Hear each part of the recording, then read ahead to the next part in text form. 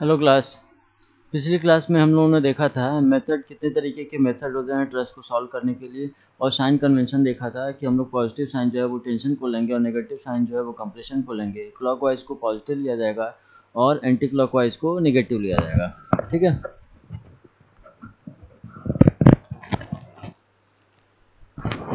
ठीक है, anti clockwise को नेगेटिव लिया जाएगा। अब हम लोगों को क्या करना है, मेथड ऑफ जॉइंट्स स्टार्ट करना है। ठीक है, मेथड ऑफ जॉइंट्स। तो इसमें हम क्या करते हैं कि सारे जॉइंट्स को हम इंडिविजुअली स्टडी करते हैं और उस पर लगने वाले सारे फोर्सेस को हम स्टडी करके मेंबर में फोर्स को फाइंड आउट करते हैं कि मेंबर में फोर्स जो है वो कितना लग रहा है और उसकी प्रॉपर्टी क्या है, उसका नेचर क्या है, कंप्रेशन है या टेंशन है, ये भी फाइंड आउट करते हैं। ठीक है, तो मेथड ऑफ जॉइंट्स में क्या है, ए member in A pin jointed truss has only one internal force resultant, that is the axial force. Hence, the FBD of any joint is a concurrent system in equilibrium. ठीक है, तो किसी भी member को अगर वो पिन जॉइंटेड है तो वो क्या होगा, उसमें जो भी फोर्स होगा वो एक्सियल फोर्स होगा। ठीक है, जो भी उसमें इंटरनल फोर्स इंड्यूस्ड होगा वो एक्सियल फोर्स होगा। और FBD जो है उसका अगर ड्रॉ करेंगे तो वो कॉन्करेंट सिस्टम होगा। ठीक है, कॉन्करेंट मतलब कि सारे फोर्स जो है वो एक पॉइंट से पास कर रहे होंगे।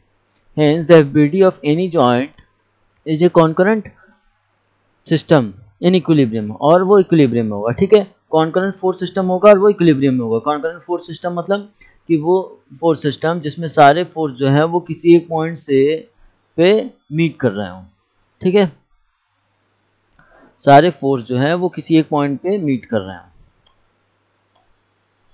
ठीक है, मेथड ऑफ जॉइंट में अगर हम कंटिन्यू करें, the procedure for method of joint is as follows. ठीक है, किस तरीके से हम लोग फाइंड आउट करते हैं मेथड ऑफ जॉइंट से मेंबर में फोर्स। सबसे पहला पॉइंट क्या है, the support reaction of the truss are first obtain considering the three condition of equilibrium applied at the truss as a whole. ठीक है, सबसे पहला क्या है कि सपोर्ट रिएक्शन हम लोग फाइंड आउट करते हैं और इक्विलिब्रियम कंडीशन को हम लोग इन्वॉल्व करते हैं, जिसका मतलब क्या है कि सारी हॉरिजॉन्टल फोर्स का समेशन जो है वो जीरो होगा अगर वो इक्विलिब्रियम में है, तो सारे वर्टिकल फोर्स का समेशन वो भी जीरो होगा, और सारे मोमेंट का समेशन जो है वो भी जीरो होगा अगर ट्रस जो है वो इक्विलिब्रियम में है। तो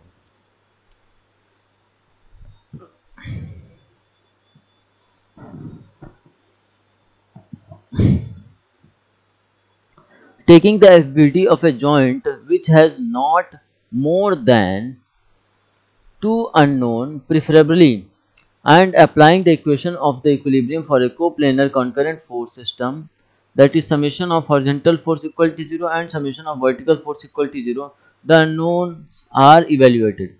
ठीक है, हम लोग क्या करते हैं, जॉइंट्स को कंसिडर करते हैं। FBD जब ड्रॉ करते हैं तो हम जॉइंट्स को कंसिडर करते हैं, और उस जॉइंट पे जो होता है क्या होता है कि मैक्सिमम जो है जो हम लोग प्रिफर करते हैं वहां पे सिर्फ दो ही अननोन होने चाहिए, not more than two unknown. दो अननोन से ज्यादा नहीं होने चाहिए, दो अननोन से ज्यादा नहीं होने चाहिए।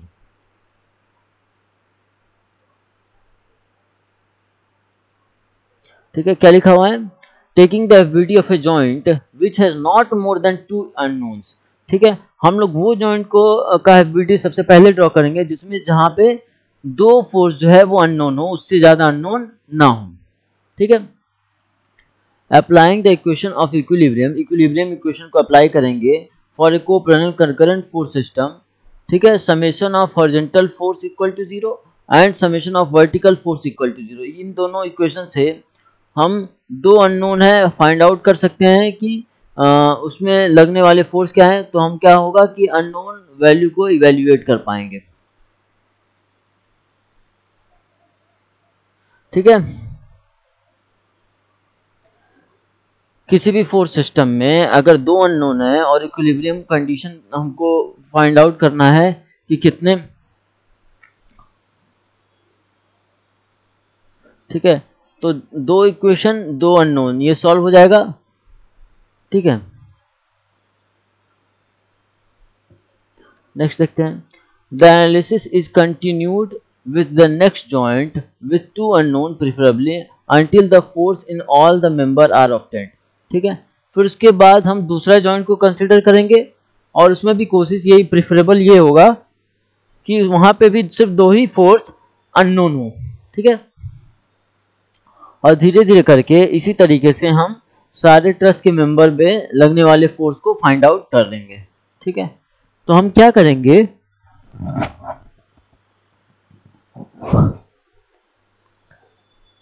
सबसे पहले उस जॉइंट का एक वीडियो ड्रॉ करेंगे जहां पे दो अननोन फोर्स होंगे।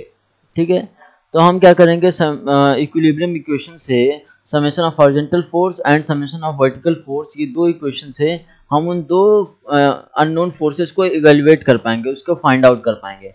ठीक है, फिर नेक्स्ट जॉइंट को हम लोग देखेंगे, वहां पे भी हम कोशिश करेंगे कि वहां पे सिर्फ दो ही अननोन फोर्सेस हों। ठीक है, तो जब दो अननोन फोर्सेस हो गए तो वहां पे भी हम लोग फाइंड आउट कर पाएंगे क्या, इसी इक्वेशन से summation of vertical and summation of horizontal force equal to 0। ठीक है, तो इस तरीके से हम धीरे धीरे, प्रेफरेबली यही होगा कि वहां पे सिर्फ दो ही फोर्स अननोन हो। तो हम क्या करेंगे, हर जॉइंट पे ऐसे करते रहेंगे जहाँ पे सिर्फ दो फोर्स जो है वो अननोन हो, और इस तरीके से हम जो है वो सारे जॉइंट्स को सॉल्व करके सारे मेंबर्स पे लगने वाले फोर्स को फाइंड आउट कर सकते हैं। ठीक है, ठीक है, identification of zero force member. किसी भी ट्रस्ट में कोई मेंबर जो है जिसमें कोई फोर्स नहीं लग रहा है उसको हम क्या बोलते हैं, जीरो फोर्स मेंबर।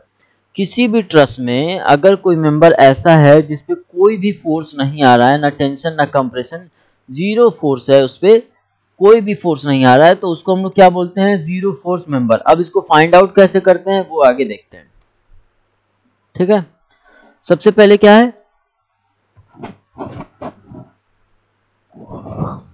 सबसे पहले क्या है, when two of the three member meet at a joint are collinear and no load is acting at the joint, then the force in the third member is zero। ठीक है, सबसे पहला point क्या है कि when two of the three member meet at a joint are collinear, मतलब कि अगर तीन में से दो मेंबर जो है वो कोलिनियर है और एक जॉइंट पे मीट कर रहे हैं।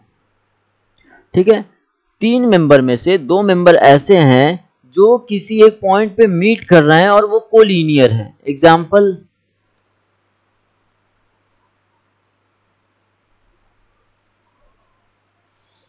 एक ये मेंबर है और दूसरा मेंबर ये है। ठीक है, ये दोनों जो है वो एक पॉइंट पे मीट कर रहे हैं,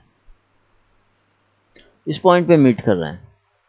ठीक है, और इन पे कोई फोर्स नहीं लग रहा है, and no load is acting at the joint, इस जॉइंट पे कोई भी लोड एक्ट नहीं कर रहा है। ठीक, then the force in the third member is zero, और तीसरा मेंबर जो है वो कहीं है इस तरीके से लगा हुआ है, तो तीसरे मेंबर में कोई फोर्स नहीं होगा, वो जीरो होगा। ठीक है, अभी हम लोग क्वेश्चन देखेंगे तो उसमें ज्यादा आइडिया लगेगा कि ये जीरो मेंबर फोर्स जो है, जीरो फोर्स मेंबर जो है वो क्या होता है और कैसे उसमें जीरो फोर्स आता है। ठीक है, तो सिंपल सा सबसे पहला पॉइंट का मतलब क्या है कि अगर तीन मेंबर हैं जिसमें से दो मेंबर जो है वो किसी एक पॉइंट पे मीट कर रहे हैं और वो कोलिनियर हैं, दो मेंबर जो है वो कोलिनियर है, तो तीसरे मेंबर में फोर्स जो है वो जीरो होगा। ठीक है,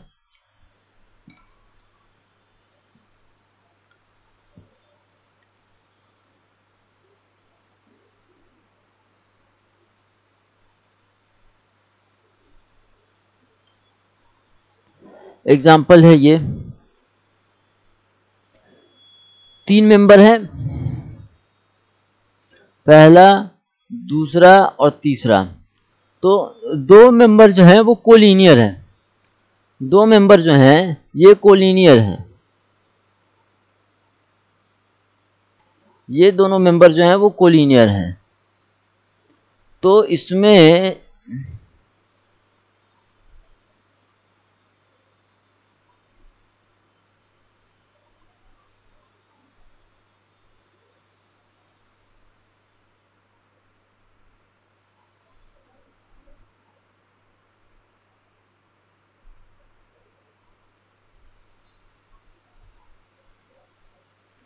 ये दोनों मेंबर जो हैं वो कोलिनियर हैं, ठीक है। तो जब ये कोलिनियर है तो इस जॉइंट पे कोई फोर्स नहीं लग रहा है, इस जॉइंट पे अगर कोई फोर्स नहीं लग रहा है तो इसमें जो होगा वो जीरो फोर्स होगा, ये जीरो फोर्स मेंबर होगा, ठीक है। देखिए यहाँ पे फिगर भी एक्सप्लेन किया गया है, ठीक है। इसमें और इसमें अगर फोर्स आ रहा है यहाँ पे और यहाँ पे, और इस जॉइंट पे जो इसमें फोर्स है ये क्या है, जीरो है, ठीक है। फिर आगे देखते हैं, ये भी इसमें और इसमें फोर्स आएगा लेकिन इसमें फोर्स नहीं आएगा, इसमें जीरो होगा, ठीक है। यानी कोई दो मेंबर जो है वो कोलिनियर है और उसके अलावा उन दोनों में उसके जॉइंट पे जो भी फोर्स आ रहा है, सॉरी, और जो तीसरा मेंबर जो जॉइंट पे मीट कर रहा है वो क्या होगा, उसमें फोर्स जीरो होगा। दूसरा क्या है, when two member meet at a joint where no load is acting then the force in those members are zero, ठीक है। वहां पे जहां पे दो मेंबर मीट कर रहे हैं एक जॉइंट पे और जहां पे कोई भी लोड एक्ट नहीं कर रहा है तो उस पॉइंट पे जो मेंबर में फोर्स होगा वो जीरो होगा। When two members meet at a joint, दो मेंबर एक जॉइंट पे मीट कर रहे हैं, where no load is acting, जहां पे कोई लोड एक्ट नहीं कर रहा है, then the force in those member are zero, तो उसमें क्या होगा, उसमें जीरो फोर्स होगा, ठीक है। जैसे ये एग्जांपल है, इसमें इनमें दो मेंबर है, एक ये वाला मेंबर और एक ये वाला मेंबर, और इन दोनों में कोई फोर्स नहीं एक्ट कर रहा है तो इन दोनों में जीरो फोर्स होगा। इन दोनों मेंबर में अगर कोई फोर्स एक्ट नहीं कर रहा है तो ये इस पे जीरो फोर्स एक्ट करेगा, ठीक है। इन दोनों पे कोई भी लोड जो है वो एक्ट नहीं कर रहा है तो इसमें क्या होगा, जीरो फोर्स मेंबर इसे कहेंगे, इसमें कोई भी फोर्स एक्ट नहीं करेगा,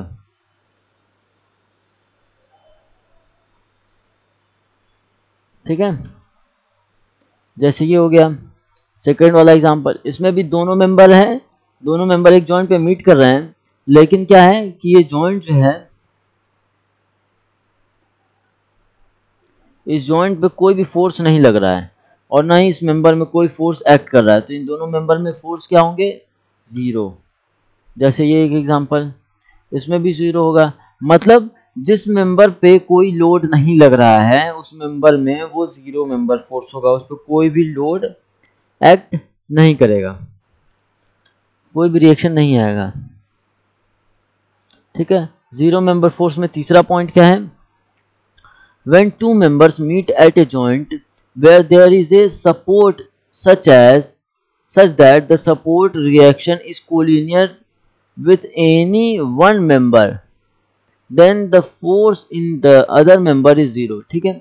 अगर कोई सपोर्ट है, जब कोई दो मेंबर किसी एक सपोर्ट पे मीट कर रहे हैं और एक मेंबर जो है वो सपोर्ट के कोलिनियर है, ठीक है, सपोर्ट रिएक्शन के कोलिनियर है, तो दूसरे वाले मेंबर में कोई फोर्स नहीं एक्ट करेगा।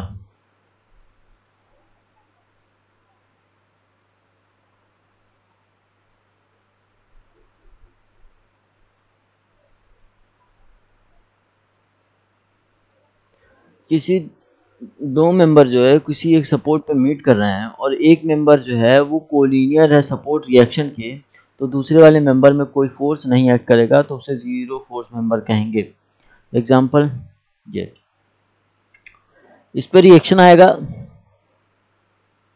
और ये सपोर्ट रिएक्शन इस मेंबर में ये कोलिनियर है, ये मेंबर और ये सपोर्ट रिएक्शन दोनों कोलिनियर है, एक ही लाइन में एक्ट कर रहा है, तो इसमें जो होगा वो जीरो फोर्स होगा, इसमें कोई फोर्स नहीं आएगा, ठीक है।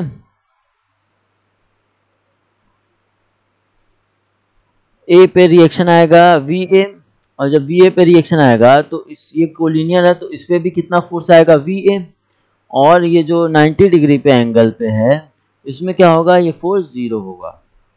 समझ में आया, ठीक है। अब method of sections, method of section start करने से पहले मेथड ऑफ सेक्शन स्टार्ट करते हैं।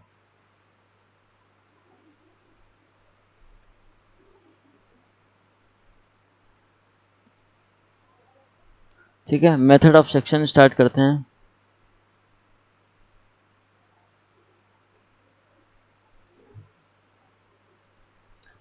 In this method, we can directly determine the force in any member without proceeding to the member by a joint analysis. This method are as follows। ठीक है, इसमें हम क्या करते हैं, सेक्शन मेथड में हम डायरेक्टली जो है वो मेंबर में फोर्स फाइंड आउट कर सकते हैं बिना जॉइंट मेथड के, बिना जॉइंट के एनालिसिस के। ठीक है, क्या है, in this method we are directly determine the force in any member. ठीक है, इस मेंबर में, इस मेथड में हम किसी भी मेंबर में लगने वाले फोर्स को पता कर सकते हैं without proceeding to that member. ठीक है, बिना उस मेंबर के प्रोसीड जॉइंट बाय जॉइंट और जॉइंट एनालिसिस। ठीक, बिना जॉइंट मेथड के, बिना जॉइंट एनालिसिस के हम उस मेंबर में लगने वाले फोर्स को फाइंड आउट कर सकते हैं। वो कैसे, पहले determine the reaction at the support of the truss given. सबसे पहले हम क्या करेंगे कि जो ट्रस दिया गया है उस पे लगने वाले सारे फोर्स, उसके सपोर्ट रिएक्शन पे जो फोर्स आ रहा है, जितना सपोर्ट रिएक्शन आ रहा है वो हम फाइंड आउट कर लेंगे। सपोर्ट पे जो रिएक्शन आ रहा है उसको सबसे पहले फाइंड आउट कर लेंगे। फिर उसके बाद टेक एन इमेजिनरी कटिंग। ठीक है, हम क्या करेंगे कि एक इमेजिनरी कट लगाएंगे plane through the truss dividing it into two parts. ठीक है, हम एक इमेजिनरी कट लगाएंगे जिस मेंबर में हमको फोर्स फाइंड आउट करना है उस मेंबर को जरूर उसमें इमेजिनरी कट में वो आना चाहिए, और वो क्या हो कि जो कट हम लगा रहे हैं वो ट्रस को दो पार्ट में डिवाइड करेगा। ठीक है, दो पार्ट में डिवाइड करेगा such that it pass through the member in which force are required. ठीक है, इस तरीके से इस इमेजिनरी लाइन को हम कट लगाएंगे जिसमें क्या होगा कि पहला चीज यह है कि जब इमेजिनरी लाइन कट करेंगे तो वो ट्रस को दो पार्ट में डिवाइड करेगा। ठीक है, तो जब हम इमेजिनरी कट लगाएंगे तो वो दो पार्ट में डिवाइड हो गया, और जब हम कट लगाएंगे तो जिस मेंबर में फोर्स हमको फाइंड आउट करना है वो मेंबर उस कट में जरूर आना चाहिए। ठीक है, जिस मेंबर में हमको फोर्स फाइंड आउट करना है उस मेंबर को वो इमेजिनरी लाइन जरूर कट करना चाहिए, तभी हम उसमें फोर्स जो है वो फाइंड आउट कर सकते हैं। ठीक है, नेक्स्ट पॉइंट क्या है, नेक्स्ट पॉइंट है the cutting plane should be taken in such a way that it cuts a maximum of 3 member in which force are unknown preferably. ठीक है, जब हम कट करेंगे, कटिंग एक इमेजिनरी लाइन कट करेंगे तो उसमें क्या होना चाहिए कि मैक्सिमम जो है वो 3 मेंबर ही कट होना चाहिए, 3 मेंबर से ज्यादा जो है वो कट नहीं होना चाहिए। प्रेफरेबल हम लोगों का ये होता है कि उसमें 3 मेंबर ही कट हो, मैक्सिमम 3 मेंबर ही कट हो। 2 हो सकता है, 3 हो सकता है, 4 नहीं हो सकता। ठीक है, तो क्या है, the cutting plane should be taken in such a way that it cuts a maximum of 3 members. ठीक है, तो जो हम कट लगाएंगे वो क्या होना चाहिए, वो मैक्सिमम जो है वो 3 मेंबर को ही कट करना चाहिए, उससे ज्यादा नहीं कट करना चाहिए। In which force are unknown preferably. ठीक है, जो जिसमें क्या होगा वो मेंबर कट करेंगे जिसमें फोर्स जो है वो अननोन है। ठीक है, हम क्या करेंगे, जो भी कट लगाएंगे उसमें मैक्सिमम 3 मेंबर कट होने चाहिए जिसमें फोर्स जो है वो अननोन हो। ठीक है, now consider any one part of the two left और right of the section and evaluate the unknowns by applying the condition of equilibrium for the coplanar non concurrent force system. ठीक है, उसके बाद हम क्या करते हैं कि किसी पार्ट में हम जो इमेजिनरी लाइन कट किए हैं उसके लेफ्ट पार्ट या उसके राइट पार्ट के सेक्शन को इवेल्युएट करते हैं और उसमें लगने वाले सारे फोर्स को फाइंड आउट करते हैं। वो किस तरीके से, summation of horizontal force equal to 0, summation of vertical force equal to 0 and summation of moment equal to 0। हम क्या करते हैं कि सारे, हम जब भी कट लगाते हैं तो कट लगाने के बाद उसके लेफ्ट पार्ट या राइट पार्ट को उसको सॉल्व करते हैं, और सॉल्व करने के लिए हम क्या करते हैं, इक्विलिब्रियम कंडीशन को यूज करते हैं जिसमें फोर्स जो है वो कोप्लेनर होगा, नॉन कॉन्करेंट फोर्स सिस्टम है। ठीक है, इक्विलिब्रियम फॉर कोप्लेनर, एक ही प्लेन में फोर्स एक्ट कर रहा है, नॉन कॉन्करेंट फोर्स सिस्टम, और जिसमें फोर्स जो है वो एक पॉइंट पे मीट नहीं कर रहा है, किसी एक पॉइंट से मीट या एक पॉइंट से पास नहीं कर रहा है। ठीक है, अब सबसे पहला एग्जांपल है, इसको हम लोग यहाँ पे अभी देखते हैं। ठीक है, इसके बाद इसको हम लोग यहाँ देखते हैं, फिर इसके बाद हम लोग बोर्ड पे क्वेश्चन सॉल्व करेंगे। ठीक है, इसको पहले एक देखते हैं। ठीक है, ये एक ट्रस है, find the force in the member by the truss shown in figure. ठीक है, ये एक ट्रस है जिसमें हमको क्या करना है कि सारे मेंबर में फोर्स फाइंड आउट करना है, जिसमें सपोर्ट कहाँ कहाँ पे है, एक ए पे है, एक बी पे है। ठीक है, और इस पे फोर्स जो लग रहा है वो एफ पे 2 किलो न्यूटन, ई पे 2 किलो न्यूटन और डी पे 2 kilo Newton, 20 kilo Newton, sorry, E F और डी ई एफ पे 20 किलो न्यूटन का फोर्स लग रहा है, जो कि जिनके बीच का जो डिस्टेंस है वो 4 मीटर का है। ठीक है, हाइट भी 4 मीटर का है। ठीक है, तो हमको फाइंड आउट करना है कि कितना फोर्स इसमें सारे मेंबर में लग रहा है। तो क्या किया गया है सॉल्यूशन में, अच्छा ठीक है, तो इसको डायरेक्ट सॉल्व कर दिया गया है। तो सॉल्यूशन अभी ना देखते हुए हम लोग इसको नेक्स्ट क्लास में क्या करेंगे कि इसको हम लोग सॉल्व करेंगे। ठीक है, सेम इसी क्वेश्चन को सॉल्व करेंगे और देखेंगे कि जो हमारा आंसर आ रहा है, जो सॉल्यूशन दिया गया है वो सही है या गलत है। 84 kilo Newton, 84.9 kilo Newton compression, मतलब कि ये सी मतलब कंप्रेशन में है, टी मतलब टेंशन में है। और हम क्या करेंगे, अगर कंप्रेशन या टेंशन का वैल्यू हम देते हैं और कंप्रेशन और टेंशन नेचर नहीं बताते हैं कि फोर्स जो है फोर्स का नेचर क्या है, तो ये आंसर अधूरा माना जाता है। ठीक है, तो जब भी हम लोग सॉल्यूशन करेंगे और सॉल्यूशन करने के बाद हमको फोर्स फाइंड आउट हो गया, तो हमको क्या करना है कि उसके फोर्स के नेचर को भी बताना है कि मेंबर में जो फोर्स लग रहा है वो टेंशन है या कंप्रेशन है। ठीक है, तो इस क्वेश्चन को हम लोग सॉल्व करेंगे नेक्स्ट क्लास में बोर्ड पे। ठीक है, तो हम लोग को फाइंड आउट होगा कि ये जो आंसर दिया गया है वो सही है या गलत है। ठीक है, तो हम लोग अगली क्लास में मिलते हैं कुछ न्यूमेरिकल के साथ। ठीक है,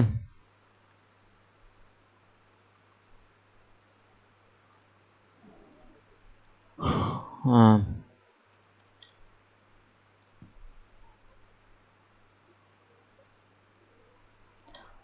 एक ये न्यूमेरिकल है, फिर उसके बाद एक्सरसाइज 2 में एक ये न्यूमेरिकल है जिसमें फोर्स जो है वो इस तरीके से लग रहा है, सॉल्यूशन भी इसका दिया गया है। फिर उसके बाद थर्ड न्यूमेरिकल है, सपोर्ट इस तरीके से है।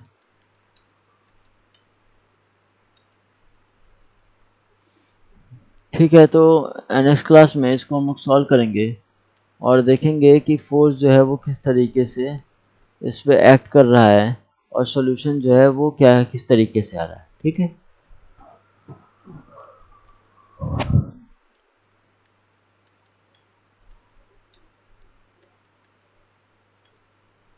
ठीक है, तो बेसिकली जो है वो ट्रस्ट के सारे कॉन्सेप्ट को हम लोग समझ चुके हैं और अब हम लोग को सिर्फ न्यूमेरिकल लगाना रह गया है। ठीक है, तो नेक्स्ट क्लास में हम लोग न्यूमेरिकल लगाना स्टार्ट करेंगे।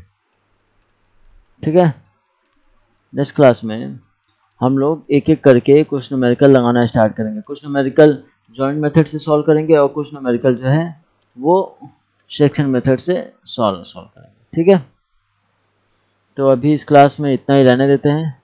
अब नेक्स्ट क्लास में हम लोग ट्रस्ट पे न्यूमेरिकल लगाना स्टार्ट करेंगे। ठीक है, थैंक यू।